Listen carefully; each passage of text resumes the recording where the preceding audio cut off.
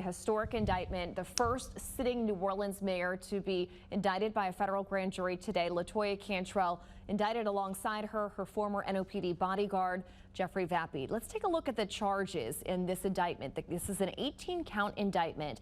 We've got conspiracy. Both Cantrell and Vappie face this one count of conspiracy. There are 12 wire fraud counts. Now, they don't all face them. Vappie actually is listed in every single count. Cantrell is listed in 1, 2, 3, 4, 5, 6 of those wire fraud counts. There's conspiracy to obstruct justice. They are both listed in that count, which is count 14.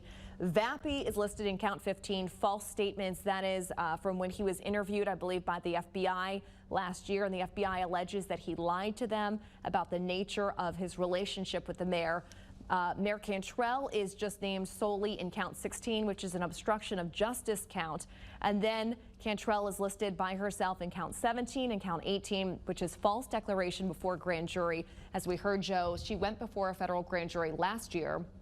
She allegedly, according to the feds, lied about her relationship with Vappie, and they claim to have the evidence to prove that she was lying in the form of WhatsApp messages, some 15,000 messages that the mayor allegedly deleted that kind of exposed the nature of their relationship.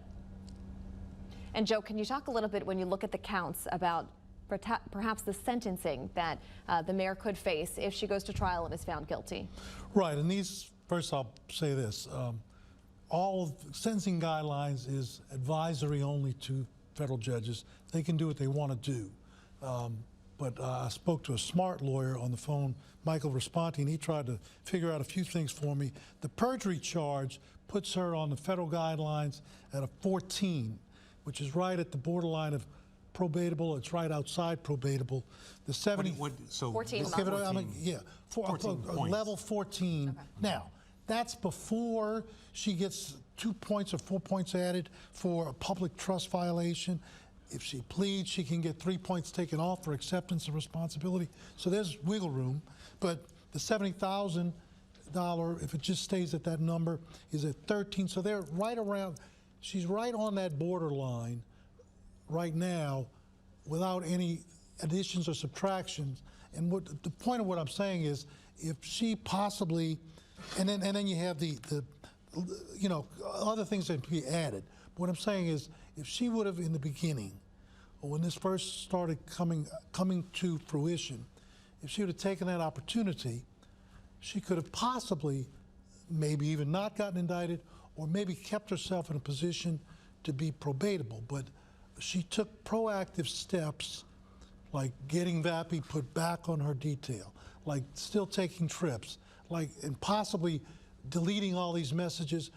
If she did that after she was told by the federal grand jury to produce them, that's a violation in and of itself. So she kept taking proactive steps to spit vinegar in the eye of the government, and that may not bode well when Judge Vitter has to decide her level of culpability. Okay, so let's say she doesn't get probation, but how much time could she be facing? Well, those things will usually land into 14. I don't have it in front of me, but that's like a 22 to 36 month, like 2 or 3 years. She can get up to 5 years in the perjury charge.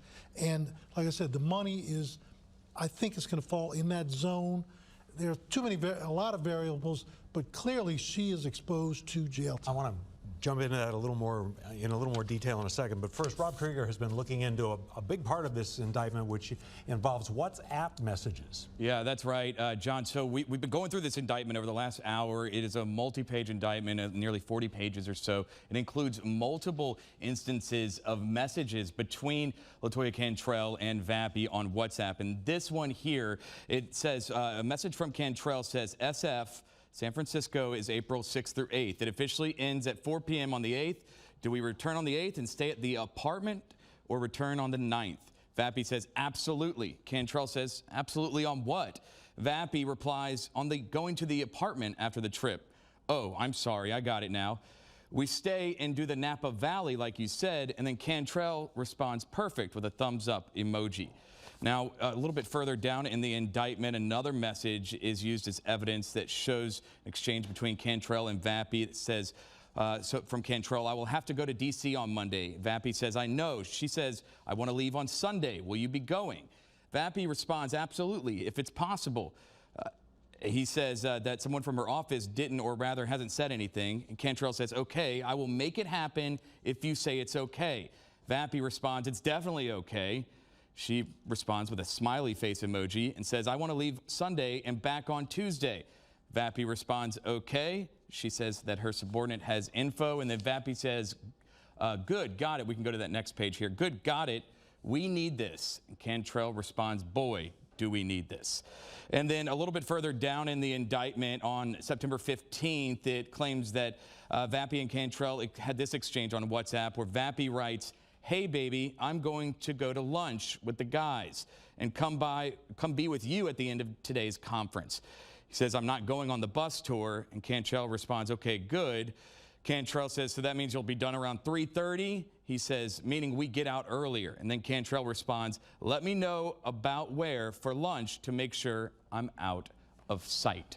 So this is just a couple of instances of exchanges of text messages between Cantrell and Vappie that the federal government says it shows that the two had a relationship together outside of what was supposed to be their professional relationship. We are digging through this indictment. John, Meg, Joe, there is a lot in here. We'll be sharing it with you throughout the rest of our newscast here. Coming up in our later newscast, we're going to dig deep down into each of those charges and the evidence that backs them. John, Meg. All right, thanks very much for that, Rob Krieger. Your thoughts on what Rob just ran through? You know, this is the thing. These are two, you know, young and in love, as they say, and that could have been a defensible position. I can hear the closing argument. They're trying to cover up an affair. People can understand that. The thing that I keep going back to, and the thing that I know Judge Vitter will not like, is the lying to the grand jury. I just think that it just moves it up to a different level. And we don't know, I don't know yet about the timing of things, but her volitional act to destroy evidence, her volitional act to have the hubris to go in front of a federal grand jury and do what she did, if that is in fact provable, that carries a lot of weight.